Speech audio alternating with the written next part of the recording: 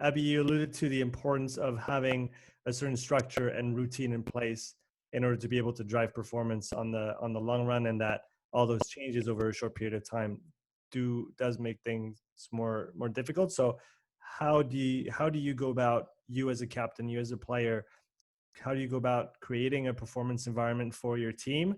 And then Ben, I think you can follow up on that and answer the same question as well. Yeah, so it is a difficult one, and I think when your team changes a lot with the players you have and the coach you have, it is really hard to get some continuity. Mm.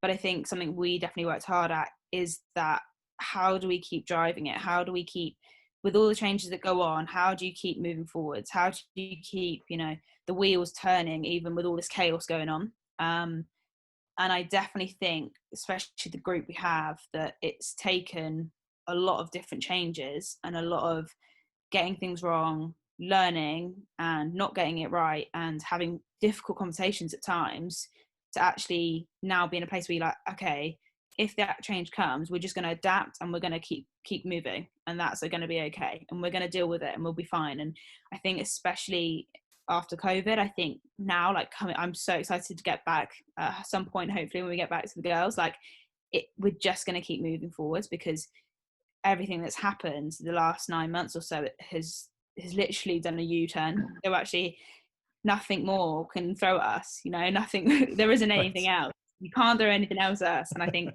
that is what's so powerful. And I love the girls that I absolutely adore, all my teammates, because I spoke about it earlier, they're so strong and independent women that I'm like, wow, yeah, like you've got this, like you're dealing with that change, I can deal with this change. And I think for me as a captain, I've just got to keep reinforcing that it's okay and we will get through it, and almost trying to find the solution, which is what I try really hard at, is finding the solution earlier and then trying to feed that solution back to the girls to be like, it's okay, like we've got something going on. Because I am a bit of a fixer.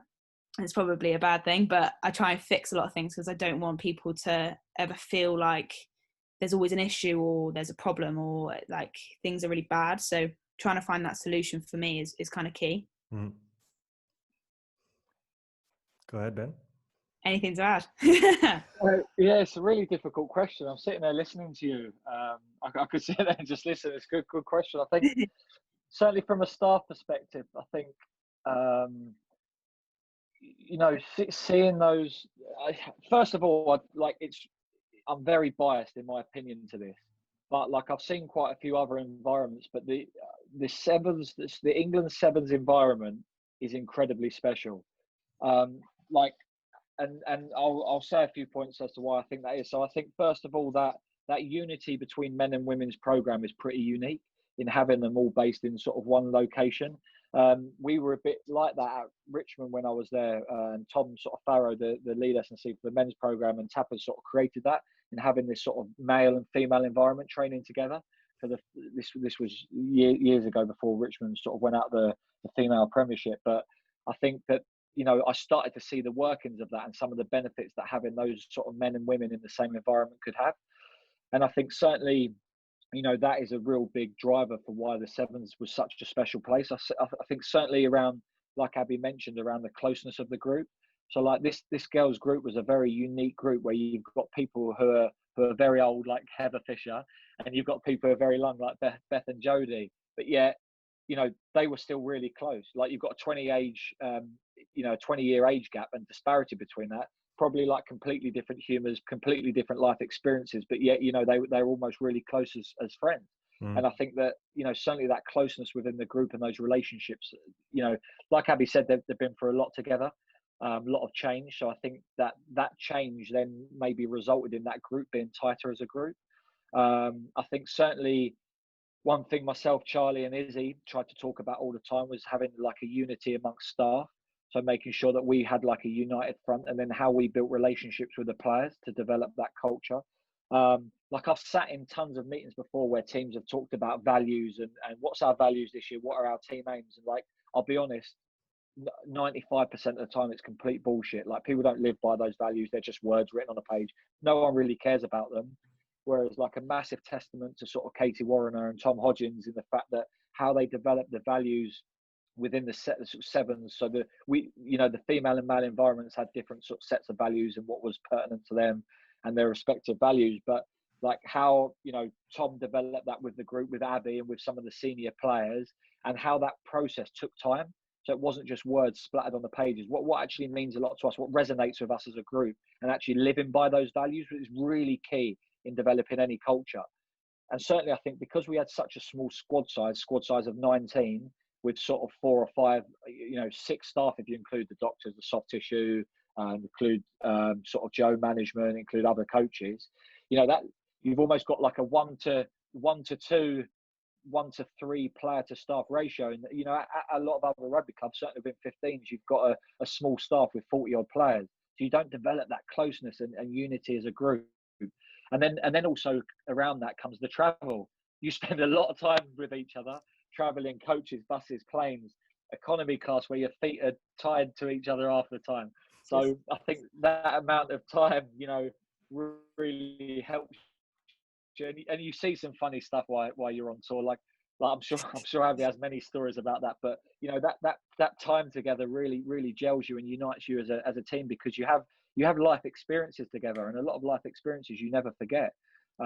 So like even in the short amount of tours I do with the girls, that's some of my best personal and professional experiences, and it's something I wouldn't change for the world. And like Abby said, we hope to continue that in pushing forward to Tokyo. So Abby, what are some of the values that you guys are pushing to put at the forefront of everything that you do to drive that spirit and get the W at the end of the day? Yeah, so like Ben's saying, like me and Tom Hodges have been working with each other probably 4 years, to be fair, since I've been captain. And actually it's been a 3-year kind of work with the values and how do you get the best values. And James Bailey was a huge part to play in this side of it, in the culture. And he was always like, I love him to death. I've got a really good relationship still with him now. And he's very much like, but how? And like challenges you in a way of being like, so what do you want the values to be? And it was like, I don't know, like love and friendship, or I don't know. And it was like, I remember the first session we had, it was all just word vomit and everyone just said whatever they thought. And then actually you kind of think about it, you're like, what do you actually love about this team? Why do you want to go and play for England? Why do you want to go and put your literally body on the line for your mate next to you? Like, why? And I think we dove quite deep into that and actually the reasons why. So for example, one of the things we talk about is effort magic.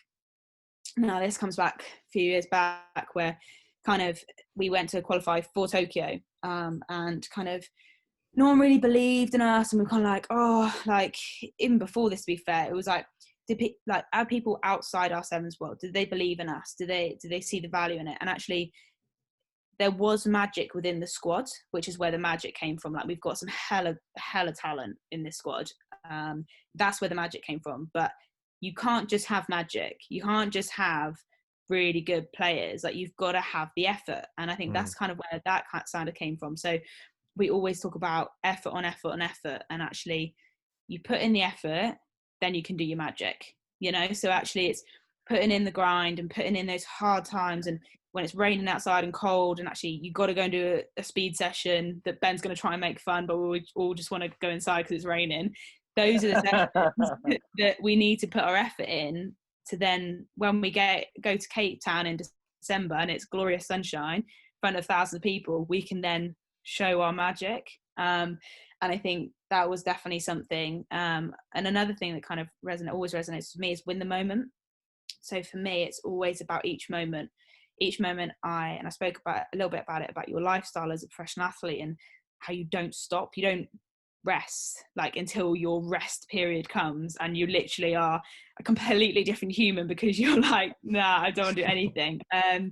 But you don't really rest as such. You always, which moment can I win? Like, how do I make myself, and something is my personal value is be a better me. So how do I become a better person? How do I become a better athlete? And it's always about those each moment and making those small adjustments along the way. And we talk about 1%ers. How do you put that 1% of, might be nutrition for someone, it might be fitness for somebody else, can be completely different. It's very personal. But actually that 1%, if we all did 1%, like Ben was saying, it's what 20 people on the team. That's 20% better than we were doing. Do you know what I mean? So actually, it's those kind of things that you have to work on it, and it's not an easy one. People can easily say this, that, and this, but you have to live by it. And I think especially with how close and how small our squad was, that you couldn't not, because people would just see through it, and people do see through it because they haven't got that relationship. If people don't have that relationship that's there, people see right through it, and like you kind of get nowhere with it. Yeah, and like you said, the small incremental progress that you can make on an individual basis is gonna disproportionately have a positive effect on the team afterwards if you take care of your nutrition, if you go to sleep on time. But all those little things that maybe talk about some of those elements that maybe you've struggled with in the first few years, evolving at the high level in women's rugby. What are some of the adjustments that you've had to do to your lifestyle in order to be able to be your best you on and off the field continually, for the whole season with your team, et cetera, et cetera? Yeah, it's definitely adjustment in my nutrition. I think one part, because I'm the kind of person, sorry if you're not, that can kind of eat anything, and it kind of be okay. And like my fitness is always all right, like my strength's always all right, and I don't struggle in that side of it. So actually, for me, if I wanted a biscuit at the end of the day, I could eat it and it literally would have no stress at all. But somebody else might do it and literally put on pounds. So I think it's that side of it, but also kind of going, do I need it at the same time? And going, actually, although I can do it, I don't need it. And actually, do I want to be better? And you say you got like a 2-month period where actually you want to be really good because we're prepping and we're prepping for a certain competition, then actually that's then the time I'm like, right, just focus, being focused, and something I probably have struggled with, and I struggled with it at school. It's probably been from when I was little, was focusing in, like, even in lessons, I used to really struggle. I used to have probably half an hour in me and I'd be like, oh, gone now. Like, do you know what I mean? I was always that kid who kind of, what else is there? What else is going on? And kind of always wanted to be outside, wanted to be doing something different, I think. And that's kind of come through into my rugby. And especially in the first few years, I was very much like not really focused at the job in hand, I don't think. I think I absolutely loved my first year. I went to loads of competitions, loads of tours, very, very fortunate to go to the Olympic Games. And it was an amazing, amazing experience. But something I reflect back on was I focused enough? And I don't really like saying it, but I wasn't probably as focused as I should have been. And not in like a bad way, but just in a, oh my God, this is the Olympic Games. Like, what? I'm 20 years of age, I'm at Olympic Games. It didn't sit with me, because I was like, this is so crazy. It's just mad. And I think social media blows up, and all these little things that you don't even think about blow up. And then all of a sudden it gets on top of you. And I think since probably then, I've been like, no, just stay focused, stay in the moment. And actually, yeah, we played Cape Town, played New Zealand, quarterfinals, we were drawing. I was like, yeah, fine, we still got this, stay focused, here and now. Unfortunately, we didn't do it, but it's those little reminders and those little checks, actually keeping focus, I think, hopefully will put me in a really good place for the prep going towards Tokyo, and hopefully will get me on that plane, is that staying focused in each moment, and those pressured moments and those pressured matches that actually you need people to perform, and I can deliver it because I'm staying focused. I'm not thinking of this massive outcome, I'm thinking of the here and now. Ben, how much of an impact does the outside stuff, quote unquote, the lifestyle, the nutrition, the sleep, the stress, the psychology, how much does that affect training from your perspective? And then how do you try and, like you said before, try to educate the squad as to what they can do to get better continuously? Yeah, I think certainly, like, I'm a big advocate of the basics, so I don't necessarily believe in you have to do all these sort of flashy recovery methods, etc. I think if you can get the stables of getting your sleep right, and sleep hygiene right, getting your nutrition right, like Abby said, just making, smart choices, 80, 90%, even 80% of the time. Certainly around that, and doing some mobility, going to the pool. I mean, we were very lucky at the Lensbury that we had access to sort of a sauna and a pool. after every session that we wanted, and on our days off. So that there was sort of no excuses to get some of some of the basics right. Certainly around, I mean, like some of the more experienced players like Abby and stuff knew all this information anyway, but certainly some of the younger ones, it was okay, what are a couple of key things? Don't overload them with information, but what are a couple of key things you can do to help you sleep better? Like, some of the younger girls are constantly on their phone 24/7. It's like, can you put your phone at least 30 minutes away before you want to go to bed? 30 minutes? What do you mean 30 minutes away? So it's like stuff around just simple things like that. Keeping a cool room, certain temperatures, trying to get it to like 17 degrees to optimal temperature. Things around, some of the little key things that's going to help you sleep a little better. And then certainly around some of the nutritional choices, like, okay, Chris Curtis helped a lot with this with the nutrition side is, what can I, and to be fair, Amy drove this as well and started to come up with and formulate a bit of a menu for the girls so that they had choices and selections. I think they color coded it. So it's like, okay, what do I need after each session? What fuel do I need to get? And this is a big weight session. How does that nutritional change from if it's, more of a longer rugby session, or it's an easier day today? I don't need to eat my chocolate protein almonds that the girls used to love. Like, you've not worked that hard for them yet. So good. So good. Yeah.